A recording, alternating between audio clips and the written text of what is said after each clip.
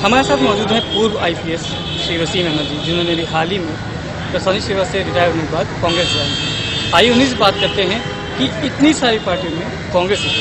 वसीम जी, इतना प्रशासनिक अधिकारी रहे हैं, पूर्व आईपीएस रहे हैं, तमाम जगह की पोस्टिंग रही है, काफ़ी पार्टियों के अपने नेताओं के अपने अधिकार पर, तो कांग्रेस ही देखिए, कांग्रेस के संबंध में सबसे बात है, एक तो राष्ट्रीय पार्टी है, राष्ट्रीय स्तर की पार्टी है, पुरानी पार्टी है, नीति वाली पार्टी है, आदर्शों की पार्टी है। और आदर्श में जो सबसे नीतियों में और आदर्शों में सबसे महत्वपूर्ण बात है कि देश सबका है, तो उसकी जो सोच है वो ये कि सब लोगों को साथ लेके चलना, उसमें हिंदू मुसलमान का अंतर न करना, सर्वधर्म संभाव की जो बात में है, सद्भावना की जो बातें हैं, वो सबसे ज़्यादा मैं आकर्षित इस बात से हुआ।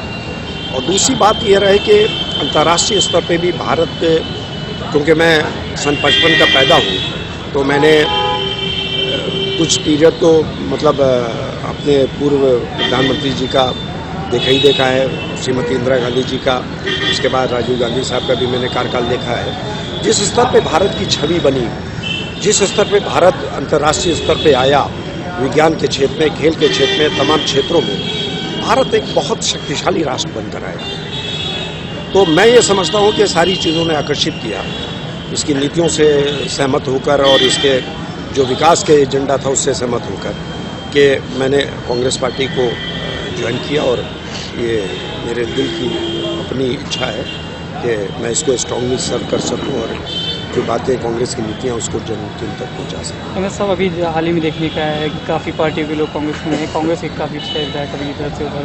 तो दल बदल नीति पे आपका क्या कहना है? देखिए, दल बदल नीति में एक बात तो सबसे बड़ी बात यह है कि वफादारी अगर नहीं है, जनता के साथ आप बेवफाई कर रहे हो, फिर पार्टी के साथ बेवफाई कर रहे हो, तो बेवफाई कौन लाइक करता है? आप बताइए।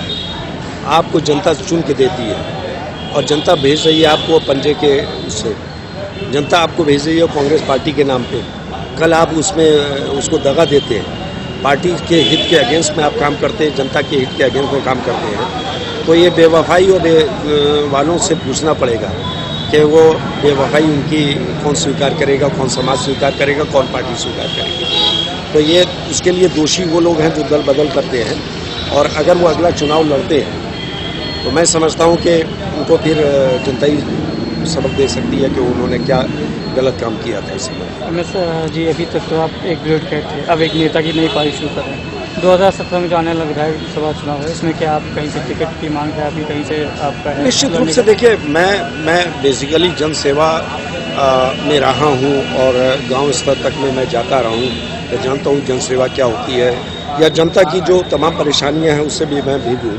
पुलिस अधिकारी के होने के नाते तहसील दिवस, थाना दिवस मैंने देखा है जनता की।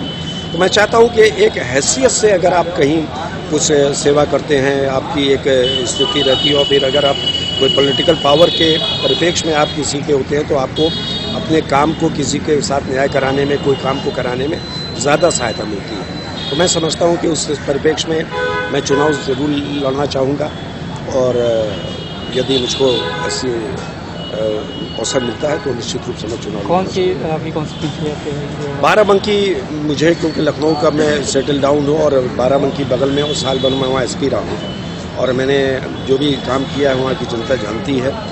तो ये थे हमारे साथ वसीम अहमद जी, पूर्व आईपीएस थे, और इन्होंने ब्यूरोक्रेट से अब नई पारी की शुरुआत कर रहे हैं। इनका मानना है कि बाराबंकी जिले से अपनी नई पारी शुरुआत करना चाहते हैं। लखनऊ से कैमरामैन मनोज पांडे के साथ मनीष मिश्रा, न्यूज़ फर्स्ट।